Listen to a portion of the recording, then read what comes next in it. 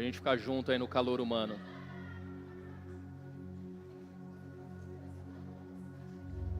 Amém? Eu sei que no último culto de mulheres vocês aprenderam sobre temperamentos. Amém? Quem estava aqui? Isso trouxe uma transformação para o seu modo de pensar, sim ou não? Hoje, o Senhor colocou no meu coração, nós estamos passando pelo período de Setembro Amarelo. E muitas pessoas têm dificuldade de compreender as emoções, de compreender a si mesmo. E quando você busca o autoconhecimento e entende um pouco das suas emoções, algumas coisas começam a mudar na sua vida. E quando nós vamos para a linha das emoções, tem muita coisa a se estudar, muita coisa a se aprender. E hoje eu quero tentar contribuir com você um pouquinho sobre a área emocional. O tema desse culto é Aquieta Minha Alma. Então eu quero ensinar você alguns pontos da nossa alma que nós precisamos ter atenção para que nós possamos avançar em algumas coisas. Então eu queria que você abrisse a palavra do Senhor em Salmos 42, verso de número 5. Salmos 42, verso de número 5. Eu não queria dizer nada não, mas eu estou muito nervoso de estar aqui hoje. Estou, gente, de verdade. Eu estou em choque. É sério, fiquei a tarde inteira estudando. Eu fiquei aqui no banco, relendo tudo de novo. Que é uma baita responsabilidade falar com vocês hoje. Porque eu tenho certeza que, se vocês entenderem o que vai ser pregado aqui, eu tenho convicção de que vocês podem alterar o destino profético dos filhos e da família de vocês, amém? Salmos 42, verso de número 5 vai dizer assim, ó: Por que está tão triste, ó minha alma? Por que se perturba dentro de mim? Ponha a sua esperança em Deus, pois eu ainda o louvarei. Ele é o meu Salvador. Senhor, em nome de Jesus, fale conosco, Pai. Nós te pedimos a tua direção, a tua palavra, a tua graça sobre nós, para a honra e glória do teu santo nome. Amém, amém e amém. Tem uns slides ali, né? Tô chique agora. Deixa eu pegar meu controle aqui. Você vai me ajudando aí, Léo? Pode passar para mim. Eu queria falar com vocês um pouquinho sobre a importância de entendermos que somos um ser tricotômico. Quem já ouviu essa expressão, tricotômico? O ser tricotômico é quando nós somos compostos por corpo, alma e espírito. Nós, como seres humanos, ao sermos formados por Deus, nós fomos formados em corpo, alma e espírito. Para basear o que eu estou falando, 1 Tessalonicenses 5:23 vai dizer que o próprio Deus de paz o santifique por completo, que todo espírito e alma e corpo de vocês sejam preservados irrepreensíveis na vinda do Senhor Jesus, o nosso Cristo. Nós fomos formados por Deus em corpo, alma e espírito, mas em um grande período da nossa vida, nós não aprendemos a entender esses fragmentos que compõem a nossa vida. Nós precisamos trabalhar no nosso corpo. O corpo é essa matéria que você vê. Essa matéria se chama soma. Essa soma que você vê, isso se chama corpo. E muitos de nós não cuidamos do nosso corpo, nós não cuidamos da nossa saúde. Um pregador que morreu por volta dos seus 29 anos, ele disse: o Senhor me deu uma mensagem e um cavalo, e eu matei o cavalo e por isso já não posso mais levar a mensagem. Ele morre aos 29 anos de idade. Por quê? Porque não cuidava da sua saúde. E por não cuidar da sua saúde, o corpo padeceu e esse homem faleceu. É importante nós entendermos que a nossa vida é como uma mesa de 3 pernas, ou uma cadeira de 3 pernas. Se você arranca uma perna daquela mesa, ou daquela cadeira, ela vai cair, ela vai desmoronar. O que isso significa, pastor? Significa que se você dedicar a sua vida o dia inteiro na academia, e somente academia, somente correr, somente exercitar o seu corpo, somente ir para o seu crossfit ou qualquer coisa, se você dedicar a sua vida somente a isso, você não está trabalhando as outras 2 pernas da cadeira, e é bem provável que vai acontecer uma ruína na sua vida. Se você dedicar a sua vida a entender as suas emoções, estudar somente sobre emoções, viver a sua vida somente dedicado a entender a si mesmo, autoconhecimento, entender sobre a sua alma, mas não cuidar do corpo e nem da espiritualidade, você também vai cair. Mas agora um assunto importante: se você só vive a sua vida dentro da igreja, tudo é igreja, tudo é porque o Senhor espera isso de mim, tudo vivendo uma baita espiritualidade, mas não cuida das suas emoções e não cuida do seu corpo, você também vai cair. Quem está entendendo o que eu estou pregando, diga amém. Nós fomos formados como um ser tricotômico. E nós baseamos, e eu vou falar nós, porque nós estamos num conceito de igreja, nós baseamos a nossa vida em focar 100% na espiritualidade, ainda que existem aqueles que focam, porque existem pessoas que não focam na espiritualidade. Nós baseamos a nossa vida 100% nisso, e nós nos esquecemos de outras áreas. Então nós aceitamos Jesus como Senhor e Salvador da nossa vida, nós começamos a trabalhar, nós começamos a orar, jejuar, nós começamos a consagrar as nossas vidas. Mas todos nós que estamos aqui, chega um momento da vida que a gente faz uma seguinte pergunta: por que eu sou do jeito que eu sou? Por que eu sou desse jeito? Quem já fez essa pergunta? Você é batizado na igreja, você é cheio do Espírito Santo, mas existem coisas dentro de você que você não consegue entender. Quantas vezes você já orou para Deus tirar algumas coisas de você e não foi retirado? Levanta a mão. Aleluia, achei que só eu estava com problemas. Quantas vezes você falou assim: por que eu falei demais nessa área? Por que eu expressei isso? Por que eu senti raiva? Por que eu senti tristeza? Por que às vezes a depressão veio sobre mim? Será que é falta de Deus? Será que é falta de buscar a Deus? Quando nós não trabalhamos bem essas três pernas, nós estamos fadados a cair. Então chegou um período da minha vida, pessoalmente falando, que eu mergulhei na palavra. Aos 17 anos eu me converto, aos 19 eu tomo verdadeiramente a decisão de descer as águas e entregar minha vida para Jesus. Irmão, eu mergulhei na palavra. Eu vou falar coisas aqui para você porque faz parte, eu preciso te ensinar isso. Mesmo sendo um pouco reservado, não gostando muito de falar da minha vida pessoal, mas eu já li a Bíblia 12 vezes inteira. Eu já mergulhei muito na espiritualidade, eu já tentei fazer todos os tipos de jejum que você possa imaginar. Alguns eu concluí, outros eu não consegui concluir. Eu já virei madrugadas orando porque eu queria mais de Deus. Eu já vivi tanta coisa de tentar buscar, de tentar ter uma melhora, de tentar ter uma mudança. Mas eu sou uma pessoa que também um dia já fui na beira de uma pista e pensei em me jogar na frente do primeiro caminhão. Na mesma intensidade que eu trabalhava a minha espiritualidade, eu via que a minha alma padecia. Como o escritor diz aqui: porque está batido a minha alma. Eu já tive diversas vezes pensamentos suicidas, diversas vezes pensei em tirar minha vida, e isso começou a gerar questionamentos dentro de mim. Senhor, por que isso aqui dentro da minha cabeça? Por que eu sou desse jeito? Crises atrás de mais crises.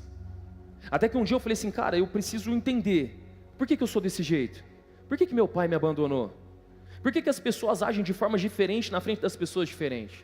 Por que quando a pessoa está sentada comigo, ela me trata de um jeito? Quando chega outra pessoa, ela me trata de outro jeito? Por quê? Será que o problema sou eu? Por que eu oro, jejuo e algumas coisas não são resolvidas dentro de mim? Por que eu treino e não consigo emagrecer? Quem já fez essa pergunta?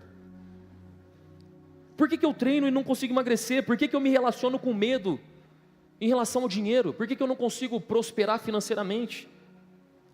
Por que a minha relação com a comida é de prazer e tristeza ao mesmo tempo? Como assim, pastor? Prazer e tristeza ao mesmo tempo? Prazer porque quando você começa a comer, você se delicia, mas depois que você termina de comer, você sente culpa. Não, Laura, não desliga o meu não, pelo amor de Deus. Quem está entendendo? Por que quando eu vou comer, eu sinto muito prazer, mas depois que eu termino de comer, eu sinto muita tristeza e uma culpa? Tem a ver com espiritualidade isso? Não, não tem a ver. Tem algo dentro de nós, que foi registrado dentro de nós, que nos leva a ter comportamentos que nós não imaginamos. Porque com outras pessoas eu tenho facilidade de perdoar e sempre sou rejeitado pelas mesmas pessoas. Existem pessoas que você consegue desligar dentro do teu coração rapidamente, sim ou não?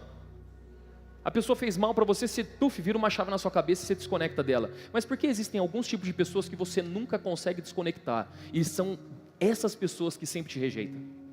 Por quê? É falta de Deus? É falta de espiritualidade? Qual é o preço da rejeição nas nossas vidas? E todas essas perguntas eu fui fazendo para mim. Todas essas perguntas eu fui gerando questionamento. Senhor, por quê? Um dia eu decidi estudar sobre isso. Eu decidi mergulhar dentro disso. Eu gastei tudo que eu tinha para poder aprender sobre essas coisas.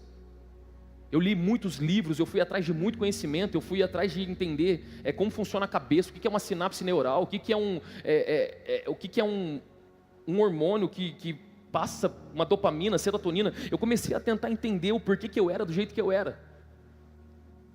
Eu comecei a buscar na Bíblia, eu comecei a buscar em todos os tipos de conhecimento. Eu li muitos livros sobre isso.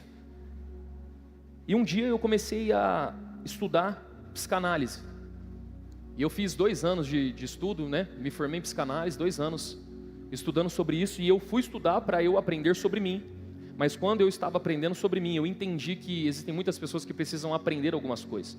E existem 2 vertentes da psicanálise que me chamou muita atenção. Uma é a psicoterapia breve, que é para casos de pessoas que perderam parentes, perderam familiares, acabaram um relacionamento. Então ela passa por um período junto com você, tem duração de 3 meses a 6 meses. É um período onde a pessoa precisa parar a vida dela e tratar as emoções, depois ela segue a vida. E tem uma outra que se chama terapia cognitiva comportamental, que é essa... Passa aí. Terapia cognitiva comportamental. Ela vai falar sobre a terapia dos esquemas. A terapia dos esquemas é focado em alguns esquemas que são gerados em nós na nossa infância. Algumas coisas que foram registradas dentro de nós quando éramos pequenos. Ela foi criada por esse psicoterapeuta chamado Jeffrey Young. Então ele estuda sobre isso com base numa outra teoria chamada Gestalt. Gestalt é uma teoria que fala sobre a imaginação, o cérebro em relação à imaginação, o poder da imaginação dentro da nossa cabeça. Porque existe uma coisa chamada atemporalidade cerebral. O que é atemporalidade cerebral? Aquilo que eu pensei ontem, aquilo que eu vivia 10 anos atrás, ou aquilo que eu vivia 20 anos atrás, se acontecer o mesmo cenário hoje, as emoções que eu vivia 20 anos atrás são vividas exatamente no mesmo momento. Porque o meu cérebro não sabe distinguir o que é ontem, o que é hoje, ou o que é amanhã. Um exemplo dessa teoria, quem aqui já dormiu um dia e sonhou que estava caindo de um prédio, alguma coisa, e você deu um pulo? Isso já aconteceu com você? Você dá aquele pulo? Teu cérebro acredita que aquilo que está acontecendo naquele momento é uma verdade. Então ele pega essas 2 teorias e ele começa a criar uma teoria chamada teoria dos esquemas. Jung, ele entende que nesse formato a qual ele está estudando, que dentro dessa terapia existem 18 esquemas formados dentro do ser humano que acontecem 100% na sua infância. Esquemas de padrões de comportamentos que foram instalados em nós através dos nossos pais e cuidadores, de comportamentos, de relações. Nós precisamos entender que o apóstolo Paulo ele vai dizer em 2 Coríntios capítulo 10, do 4 ao 5, ele vai dizer: as armas com as quais lutamos não são deste mundo, mas poderosas em Deus para destruir fortalezas. Fala comigo, fortalezas. Existem fortalezas dentro da nossa cabeça, fortalezas de pensamentos, de ideias que foram geradas. E o Evangelho é a única coisa que tem o poder de romper com algumas barreiras dentro do nosso coração. Por isso que o Evangelho significa boa nova. Por isso que Jesus vai dizer: conhecereis a verdade e a verdade vos libertará. Porque o conhecimento liberta você. A partir do momento que você entende que você é uma pessoa que é fleumática, você já não tem mais crise quando você vê uma colérica ou uma sanguínea. Porque você entende que você é desse jeito, que Deus te criou dessa forma. Conhecimento liberta. Quem está entendendo o que eu estou falando aqui, amém? Essas fortalezas dentro da nossa mente, elas funcionam de que forma? 98% de tudo que acontece na nossa vida acontece de forma inconsciente. Enquanto eu falo com vocês aqui, existem algumas pessoas que estão com a língua presa no céu da boca. Você não estava prestando atenção nisso. Estava inconsciente na sua cabeça. Mas a partir do momento que eu falo, aí você presta atenção nisso. Você respira de forma inconsciente. 98% de todo o processo que acontece com a sua vida é de forma inconsciente. Por quê, pastor? Porque o teu cérebro ele foi criado para poupar energia. E o fato dele ter sido criado para poupar energia faz com que você não preste atenção em muitas coisas a qual você está fazendo. Porque se você for prestar atenção, que você está com a língua presa no céu da boca agora, que você tem que respirar, o momento certo de piscar, o momento certo de transpirar, a hora que o coração seu tem que bater. Se você for prestar atenção em todas essas coisas, sua cabeça vai explodir. Então teu cérebro, de forma inconsciente, ele cria mecanismos padronizados. Esses mecanismos são formados através de sinapses neurais. Se estiver ficando muito chato, daqui a pouco eu vou tentar entrar em outra linguagem, mas eu quero que você entenda esse princípio. O que são sinapses neurais? São ramificações dentro do teu cérebro. Quer um exemplo? Quem aqui dirige? Quem de vocês dirige? Quando você foi a primeira vez na autoescola, quando você começou a dirigir, você foi lá e falou assim: deixa eu colocar a primeira, Aí depois você olhou e falou assim, deixa eu colocar a segunda. Aí quando você foi colocar na segunda, você colocou na quarta, aí o carro morreu. Sim ou não? Aí você foi colocar a primeira, você colocou a terceira, na hora que foi sair o carro morreu. Esquece que você está no ambiente de igreja agora. Quem aqui dirige hoje sem olhar para trocar a marcha? Aí fica com a mão levantada. Quem está dirigindo até olhando no celular hoje? Você aprendeu um padrão de comportamento que você faz hoje de forma inconsciente. O que é isso? Sinapses neurais foram formadas dentro do seu cérebro, onde a informação passa da tua mente, do seu cérebro, direto para os comandos do seu corpo, e os comandos do seu corpo faz com que a informação passe de forma muito acelerada. Aquilo que você não sabia fazer, hoje você faz com muita maestria e ainda consegue acrescentar coisas no meio que não podem, mas você consegue. Agora pense em tudo que você aprendeu desde a sua infância. Tudo que você ouviu desde quando você era criança. Tudo que foi registrado dentro do teu coração. Todas essas informações estão dentro de você. E você é hoje aquilo que você aprendeu de quando você era uma criança. Só que você não faz isso de forma consciente, porque existem muitas ramificações dentro da tua mente que te fazem viver desse jeito. E aí você pergunta, por que eu me estresso tanto? Por que eu sou assim? Por que eu grito, sendo que eu não precisava ter gritado agora? Por que eu sempre disse para o meu filho, eu sempre dizia, eu nunca vou fazer igual os meus pais fizeram comigo. E por que eu estou fazendo a mesma coisa que os meus filhos hoje? Alguma coisa foi registrada dentro de você. Só que tudo isso que a gente está conversando não é de forma consciente. É de forma totalmente inconsciente. Você faz sem pensar, você faz sem entender, você faz sem saber o porquê está fazendo. E Jung vai explicar isso através de uma teoria chamada teoria dos esquemas. E ele vai falar sobre 18 esquemas. Eu não vou conseguir passar 18 esquemas hoje aqui para você, mas eu separei 5 para a gente poder falar sobre eles. E eu queria começar sobre o esquema do abandono e instabilidade. Pastor, o que é o esquema do abandono e instabilidade? É tudo que gera instabilidade emocional na criança, vai gerar um abandono e uma rejeição nela. Essa criança, ela... dentro da sua casa, o seu pai de repente viaja muito, e ela não consegue entender como criança, que o pai está um mês fora, e depois está 15 dias em casa, e depois está um mês fora, e nós entendemos como adulto que isso é importante, isso é necessário, precisamos sustentar a nossa casa, mas a criança não consegue entender isso, então ela começa a viver uma instabilidade dentro da sua mente, dentro do seu coração. Onde está meu pai? Onde está minha mãe? Será que o papai foi embora? Onde que o papai está? Pais que durante o processo de criação, ora dão afeto, ora não dão afeto. Quem aqui é mãe? Levanta a mão. Mãe, você já percebeu em algum momento, em algum movimento dentro da tua casa, a sua filha ou o seu filho tentando chamar a sua atenção? Você está mexendo no celular, ou você está fazendo alguma coisa, e de repente ele fica tentando chamar a sua atenção. É porque em algum momento ele teve afeto, mas agora ele não está tendo afeto de novo. E na cabeça dele está criando um esquema desde cedo. Se eu não fizer algo para chamar a atenção, eu vou ser abandonado. Essa instabilidade dentro da casa, gritaria, briga, e depois o pai e a mãe estão se beijando e está tudo bem, mas no outro dia eles estão brigando, a criança vê as malas prontas para ir embora. A criança vê os pais discutindo, vê os pastores indo na sua casa, alguma coisa está acontecendo, mas está tudo bem, ela não vai esboçar nada, porque ela não entende. E aquela situação vai acontecendo, violência, mas depois no café da manhã está tudo bem. Os pais não conversam com o filho dizendo, papai e a mamãe erramos, nos perdoa, papai não vai embora. A criança cresce sempre achando, meu pai vai embora. Pessoas no nosso meio que de repente o pai foi preso, e alguém foi tirado de você. Na sua infância, alguém roubou alguém de você. Isso gera um registro dentro de nós. Esse registro fica no nosso inconsciente. 98% de todas as informações da nossa vida estão lá. De repente essa criança cresce. E quando ela cresce, ela começa a refletir na vida adulta todo o comportamento que ela viveu na infância, mas de forma inconsciente. Será que eu vou encontrar alguém que vai me amar de verdade? De repente você é casada ou você se envolveu num relacionamento com alguém, e aí você liga para o seu marido ou para o seu namorado e fala assim, aonde você está? E ele fala assim, não, daqui 30 minutos eu estou chegando. dá 30 minutos, você liga de novo, onde você está? O que aconteceu? Por que você não chegou em casa? E começa a fazer um escândalo, começa a entrar em desespero.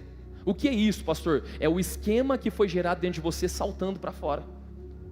Onde que ele está? Será que ele me traiu? Será que ele está com alguém? Aonde que ele foi parar? Aí você começa a hackear as redes sociais, você começa a tentar caçar alguma coisa para tentar encontrar aonde está o problema do abandono que você possa viver naquele momento na sua vida. Será que ele vai me abandonar? Será que vai me trocar? Será que ele morreu? Será que sofreu um acidente? Isso está dentro de nós. Nós fomos lavados pelo sangue do Cordeiro, nós fomos regenerados em Cristo Jesus, mas esses sentimentos permeiam dentro da nossa cabeça todos os dias, porque um esquema que foi gerado dentro de nós, um esquema de que eu posso ser abandonado a qualquer momento. Então vivemos uma vida tentando agradar os outros.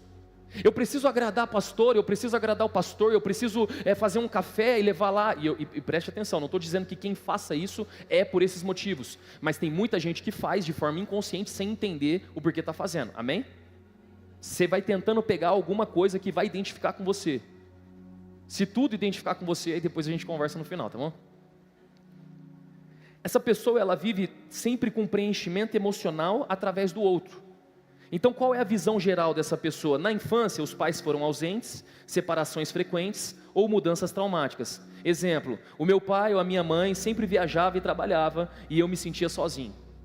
Então essa criança cresce num ambiente onde ela se sente abandonada fisicamente e emocionalmente. Quando ela chega na vida adulta, na área social, ela vai gerar ansiedade quando alguém se afasta. No trabalho, medo de perder o emprego ou oportunidades. Nos relacionamentos, ciúmes excessivo, insegurança, dificuldade de confiar e se entregar. Na vida pessoal, evita se apegar ou se envolver em amizades ou vínculos familiares. O impacto emocional, ansiedade em relações íntimas, dependência emocional e medo de rejeição. Então uma criança que viveu esse período dentro da sua casa de instabilidade ou abandono, quando cresce, se torna um adulto que vai expressar esses tipos de emoções e sentimentos. Vocês estão entendendo, sim ou não? Amém? Um outro esquema que ele vai falar é o esquema de desconfiança e abuso. Como funciona esse esquema? É quando eu confio em alguém, as pessoas vão usar isso contra mim. É aquela pessoa que é desconfiada. É aquela pessoa que ela olha para as outras pessoas e diz assim: não, esse aí está tramando alguma coisa. Fique esperto com essa pessoa. Presta atenção nisso, tem alguma coisa errada. Ela é desconfiada. Por que ela é desconfiada? Porque em algum momento essa criança ela foi abusada, seja fisicamente, emocionalmente, ou ela testemunhou violência. Então quando criança ela não entendia o que estava sendo feito. Então o fato dela ter sido abusada sexualmente na sua infância ou emocionalmente, ela cresce com uma desconfiança. Ela cresce com uma casca a qual ela precisa se defender do mundo. Ela precisa se defender das pessoas, porque na infância não tinha ninguém para defender ela. Não tinha ninguém para cuidar dela. Como terapeuta eu não posso falar de casos usando o nome de pessoas, mas eu posso usar como exemplos com nomes fictícios. Em um dos nossos estudos, uma moça, ela foi abusada sexualmente com 10 anos de idade. Aos 10 anos de idade ela foi abusada por primos numa chácara de família. Essa moça nunca falou para os pais, ela nunca contou para a mãe, ela tem medo de falar até hoje sobre esse assunto com a família, e quando chega em terapia, ela simplesmente abre isso, e ela rasga o coração e chora. O marido não sabe, ninguém sabe. O motivo de procurar ajuda é que em um determinado momento, há uma rigidez em relação ao filho. Não consegue tratar o filho com amor, sempre tratando com rispidez. Porque de forma inconsciente está tentando ensinar o filho que o filho deve ser forte. De forma inconsciente está ensinando o filho, quando o rejeita ou quando o trata mal, que as pessoas são más. Então como mãe, um instinto protetora é fazer com que aquele filho, aquele filhote se desenvolva no meio de injustiças para que ele não sofra. Alguma mãe faria isso de forma consciente, sim ou não? Tudo isso de forma inconsciente. de uma forma a qual está tentando gerar ali um bloqueio de rispidez com o filho, para que o filho entenda que a vida não é um morango, haverão lutas e haverão dificuldades, porque no momento de abuso lá atrás, gerou desconfiança, e agora vive a vida assim. Quando essas pessoas crescem, elas se tornam adultos que pensam: eu acho difícil confiar nas pessoas, eu não posso ser vulnerável, as pessoas sempre só pensam em si mesmas, se eu der a alguém uma chance, vão se aproveitar de mim, por que as pessoas estão querendo saber essa informação sobre mim? Então ela sempre vive nesse sentido de autodefesa, e uma das autodefesas dessa pessoa é a fuga. Então você conhece pessoas que de repente estão num relacionamento e estão namorando, ou estão vivendo algo no ministério dentro da igreja, ou estão vivendo bem num trabalho, e está dando tudo certo na vida dessa pessoa, e de repente essa pessoa vai e do nada ela acaba com tudo. Você já viu alguma pessoa fazendo isso? Do nada ela vai e sai do emprego, não tem motivo, mas ela sai do emprego do nada, não tem motivo, mas ela larga o homem da vida dela, estava vivendo um relacionamento bom, primeiro homem que ela encontra, que não é um mau caráter, não é um abusador, é a primeira pessoa que ela encontra, toda a família aprova, toda a família está amando, de repente, do nada, a pessoa termina o relacionamento sem mais nem menos, sem explicação. Ela está no ministério dentro da igreja, ela chega num nível de autoridade a qual ela nunca chegou, do nada ela foge daquele ambiente, e ela sai do ministério, sem mais nem menos, sem explicação. É porque provavelmente essa pessoa ela foi abusada, provavelmente ela vivenciou violência na sua infância, e de forma inconsciente ela se sabota, de forma inconsciente ela foge do ambiente a qual ela estava vivendo. Nós estamos falando de pessoas que estão na igreja, pessoas que têm a espiritualidade muito bem desenvolvida, mas não conseguem entender os esquemas que foram formados na sua infância, e por não entender os esquemas, elas acabam sofrendo. Jung ele vai falar sobre um outro esquema, que é o esquema de privação emocional. O esquema de privação emocional é um dos esquemas que a maioria das pessoas passaram por esses esquemas, e a próxima geração vai ser a geração que mais vai sofrer em relação a esse esquema de formação na mente dela. É o esquema que faz com que a pessoa ela tenha os seus pais presentes. Seus pais ou cuidadores são presentes, mas eles são frios emocionalmente. Você teve um pai e uma mãe presente. Seu pai não era aquele que abandonou, que foi preso ou que desapareceu. Eles eram presentes, mas eles não eram presentes emocionalmente. Eles eram frios. Eles não abraçavam, eles não beijavam. Quando você tinha um problema, seja na escola, seja em algum âmbito da tua vida, eles não entravam e protegiam você. Se você tirava uma nota boa na escola, você não fez mais que sua obrigação. É aquele tipo de pai que quando você fala assim: eu estou muito triste, eu não estou feliz, eu estou mal, ele olha para você e fala assim: é que você ainda nem começou a pagar boleto, quando você começar a pagar boleto você vai entender o que é ficar triste. Aqueles que menosprezavam a dor que você sentia. Sua vida é só estudar e está reclamando, não faz mais que sua obrigação. A pergunta que eu faço para você: como que vai ser a próxima geração, sendo que a gente fica o dia inteiro no celular? Os nossos filhos ficam o tempo inteiro tentando ficar perto da gente e a gente está aqui no celular.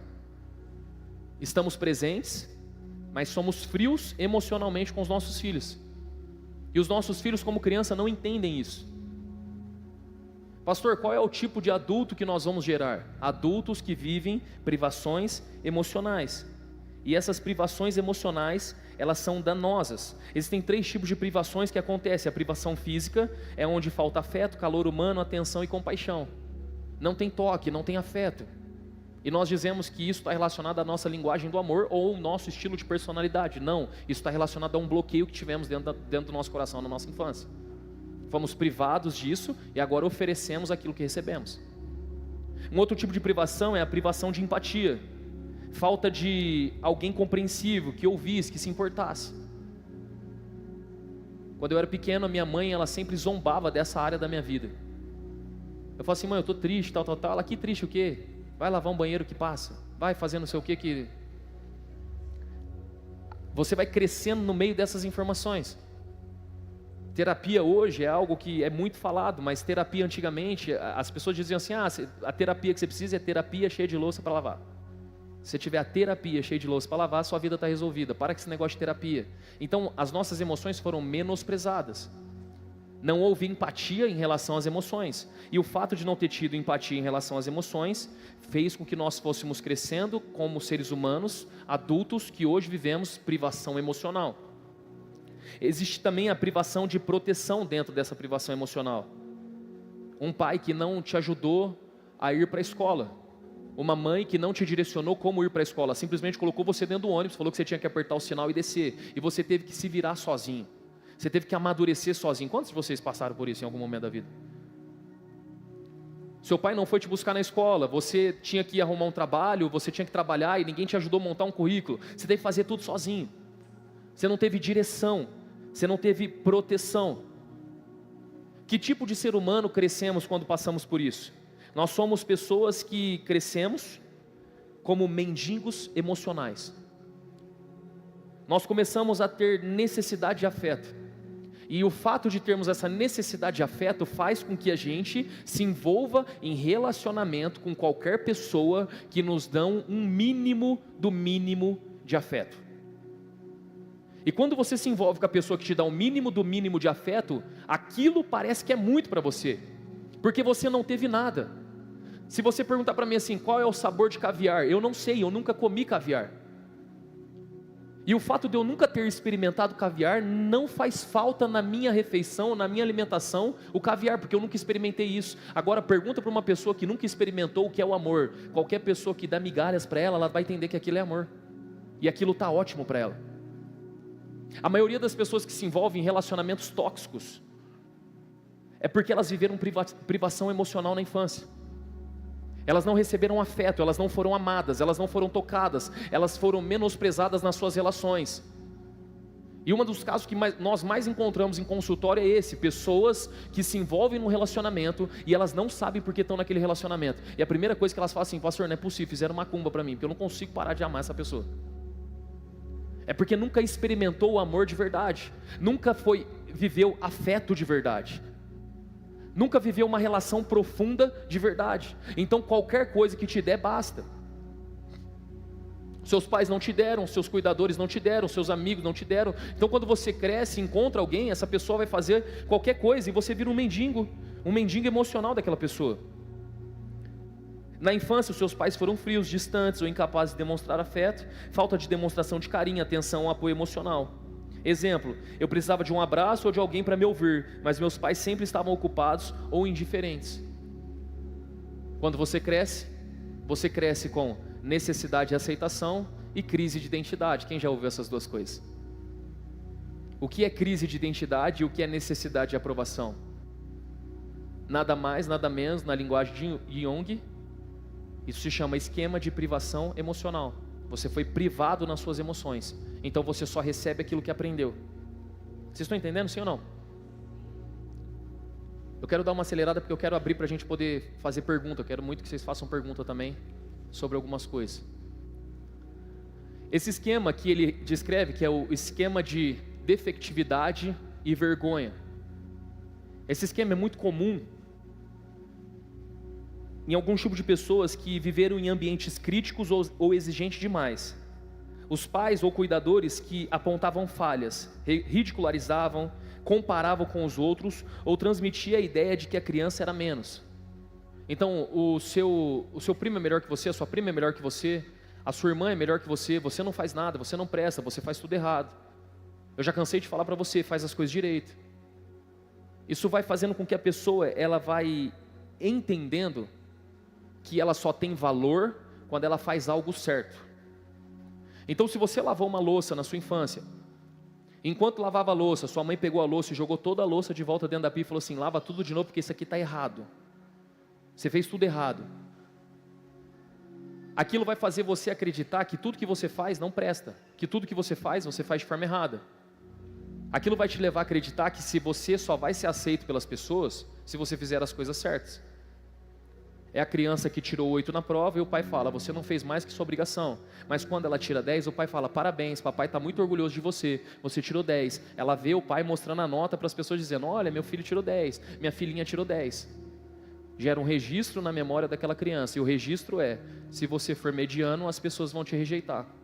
Então você precisa ser muito bom para as pessoas te aceitarem. Então quando você entra para dentro do ministério, quando você começa a fazer alguma coisa dentro da igreja, você não consegue entregar metade. Você não consegue entregar as coisas de forma rasa. Você se cobra demais. Você é autoexigente com você mesmo. Você se mutila emocionalmente quando algo sai do teu controle. Você se mutila no seu trabalho, você se mutila nas suas relações, você se torna uma pessoa perfeccionista. Por quê? Porque você viveu um período a qual é vergonhoso ser você de verdade. Então você precisa ser igual a outra, você precisa copiar a outra, você precisa viver o padrão da outra, porque é vergonhoso ser quem você é, porque os seus pais deixaram claro que você é uma nota 5, e você só tem valor quando faz algo bom. Isso gerou um registro na sua memória, e hoje você é totalmente perfeccionista, extremamente exigente consigo. Você sempre fica pensando, quando alguém vira a cara para você, a primeira pergunta que você faz para você é, o que eu fiz de errado? O que eu fiz de errado para a pessoa parar de falar comigo? Você sempre vai olhar e falar assim, as pessoas não vão gostar de quem eu sou. Você carrega culpa, você carrega medo, você tem vergonha de expressar quem você é. Medo de falar em público, não posso mostrar as minhas partes, pois as pessoas não vão gostar de quem eu sou. Então você se esconde atrás desse esquema que foi gerado dentro da tua cabeça. Porque você nunca foi autossuficiente para os seus pais, e você acredita que também não vai ser autossuficiente para as pessoas. Então você vive dentro de um personagem. Você está na igreja, você canta, você prega, você dança, você adora, você trabalha, mas você vive num personagem, porque você tem vergonha de quem realmente você é. E esse esquema destrói, porque você vive o desejo de ser igual ao outro. Eu não sou amável, as pessoas não vão gostar de mim. Vive em busca de ser igual ao outro sempre, porque ser você não faz sentido. Não faz sentido na sua cabeça, não faz sentido nas suas emoções. E aí você tem uma crise. Na sua infância o ambiente era crítico ou exigente demais. Os pais ou cuidadores apontavam falhas, ridicularizavam, comparavam você. Exemplo, você nunca faz nada direito, por isso ninguém nunca vai gostar de você. Na vida adulta, você evita situações onde possa ser avaliado, medo de ser julgado. No trabalho você tem insegurança em apresentar ideias, perfeccionismo para tentar compensar a sensação de defeito. Então é perfeccionista para tentar compensar a sensação do defeito. Quem está entendendo? E o próximo esquema é o esquema de isolamento social. Esse esquema é muito comum em pessoas que viveram a vida na sua infância trocando de casa. Quem aqui mudou muito quando era criança? Mudou muito de casa, mudava para cá, mudava para lá, fazia isso, fazia aquilo. Mudou muito de escola. Quem mudou muito de escola também? Mudou muito de escola. O que acontece? Essas pessoas, quando elas vivem isso, a origem do problema é que elas começam a ter poucos amigos, dificuldade de pertencer, pessoas que se mudam com frequência de casa. Então ela não consegue se encontrar. Ela não consegue se encontrar em alguns ambientes. Geralmente pessoas assim olham e dizem assim, poxa, mas eu não tenho nenhum amigo. Ninguém quer ser meu amigo. Ninguém se importa comigo. Ela tem dificuldade de pertencimento. Ela tem dificuldade de ter raízes fortes com pessoas. Porque ela não aprendeu ambiente de pertencimento. Então ela tem crise. Eu não me encaixo. Eu não me sinto parte. Eu não tenho amigos, eu sou um lobo solitário. Todo mundo viaja, só eu que não consigo viajar. Todo mundo cresce financeiramente, só eu que não consigo crescer. Todo mundo consegue casar, só eu que não consigo casar. Ela cresce com esse sentimento dentro da cabeça dela, e esse sentimento gera uma crise nela, e essa crise se torna real, porque foi um esquema de isolamento que aconteceu. Na infância sentia-se diferente ou excluída, não participava das brincadeiras na escola ou na família. Exemplo, sempre sentava sozinha no recreio porque ninguém queria brincar comigo. Isso aqui não significa que se encaixa para todo mundo, é só o geral do negócio, tá?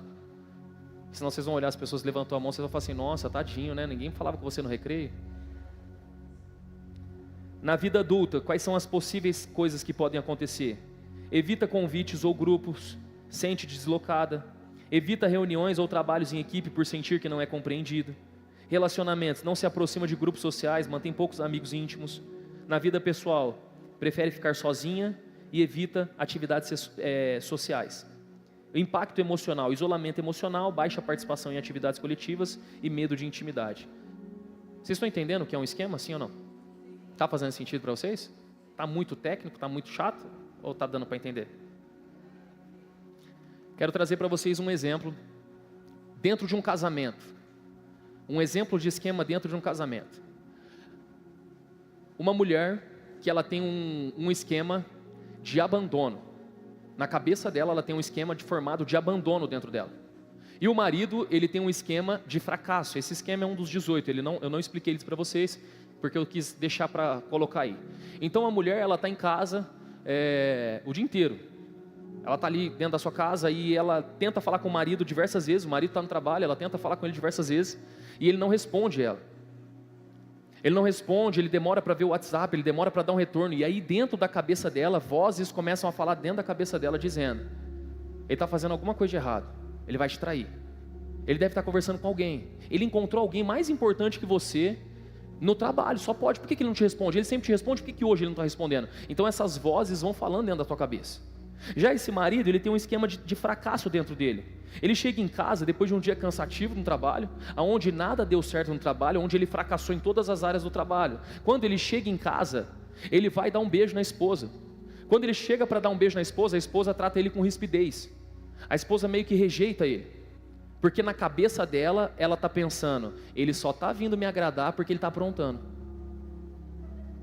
Ele aprontou alguma, por isso que ele está me tratando com carinho. O marido tenta beijar a esposa, tenta chegar perto dela. Sabe o que o esquema do fracasso vai falar para ele? Nem a sua esposa você consegue ter contato. Até na sua família você é um fracassado.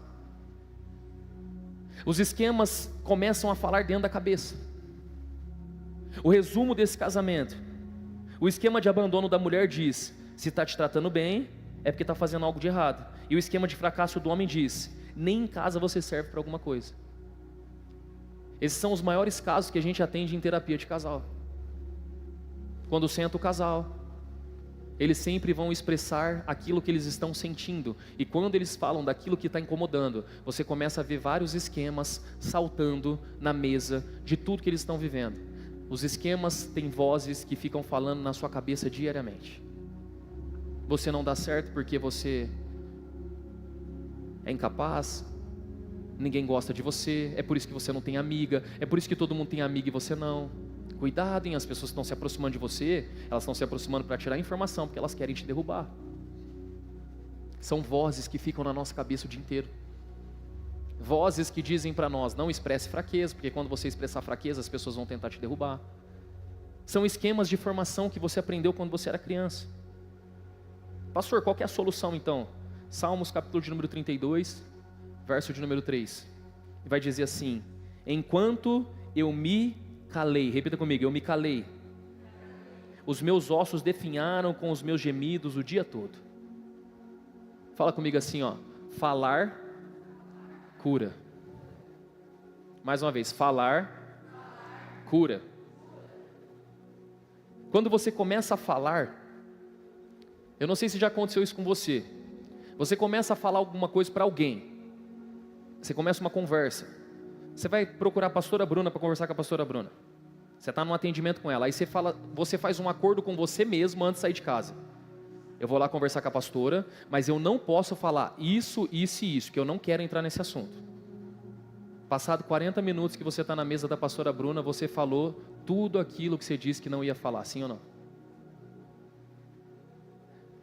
Eu vou procurar o pastor Pablo, eu vou conversar com ele, mas eu não quero falar sobre alguns assuntos da minha vida, porque eu só vou entrar nesse assunto, mas naquele eu não vou entrar. Quando você se vê, você está falando exatamente tudo aquilo que você disse que não falaria.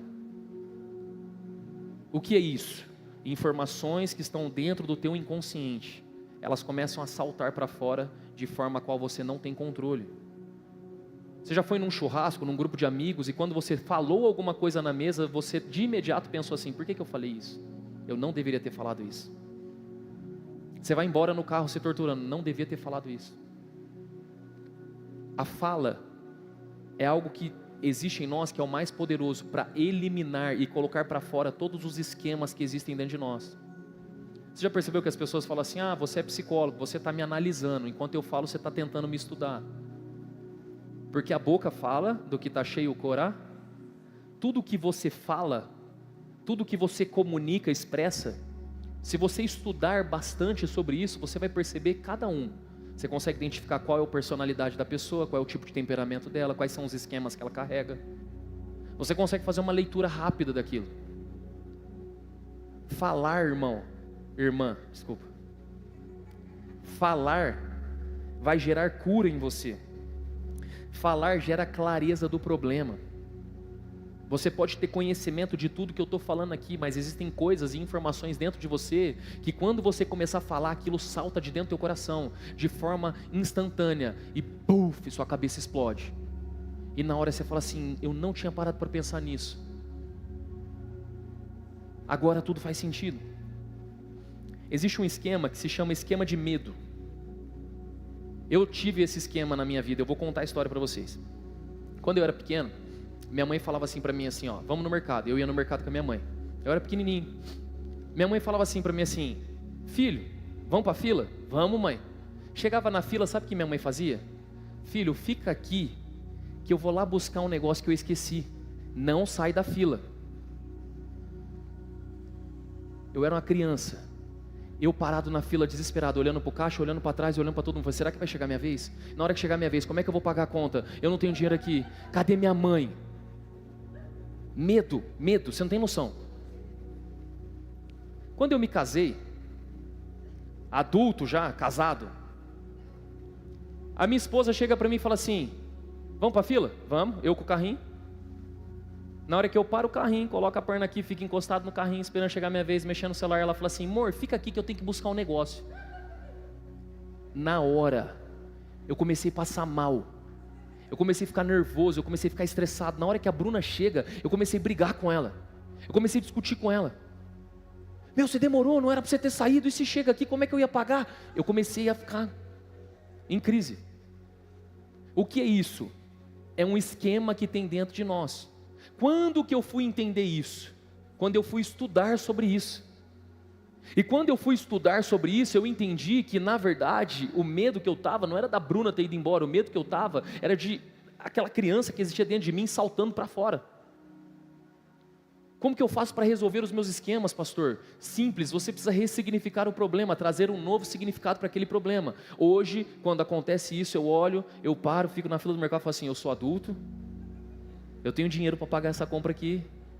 Se a Bruna não chegar com o leite que ela foi buscar, nós pega a fila de novo e está tudo bem.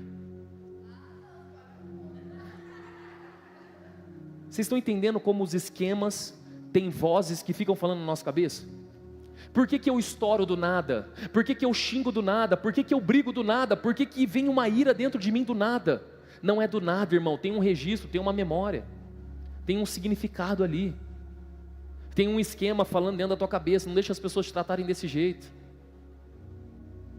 Houve privação emocional, por isso que se entrega em relacionamentos, em relações, onde as pessoas pisam em você, distratam você e você continua lá, levando o bolinho da tarde para tentar ter relacionamento. Os esquemas, eles nos destroem, mas a Bíblia nos garante que o Evangelho, ele é poderoso para quebrar fortalezas da mente. É por isso que Jesus vai dizer: conhecereis a verdade vos libertará. Quando eu conheço, quando eu entendo, quando eu compreendo os casos que estão acontecendo dentro de mim, eu já não me dobro mais diante dos esquemas, eu já não me rendo mais diante dos esquemas. Eu paro e penso: não, eu sou adulto, eu consigo pagar a conta, está tudo bem. Se as pessoas não vierem ou se elas me abandonarem, está tudo bem, eu continuo aqui, vai dar certo. Eu não preciso mais ficar buscando afeto ou aceitação das pessoas. Eu não preciso mais ficar dependente emocional do que as pessoas pensam. Porque eu era uma criança, mas eu não sou mais uma criança. A sensação é a mesma, ela não vai mudar. Isso se chama atemporalidade cerebral. A sensação é a mesma. O medo que vem dentro é o mesmo, mas não é mais a mesma pessoa que está ali.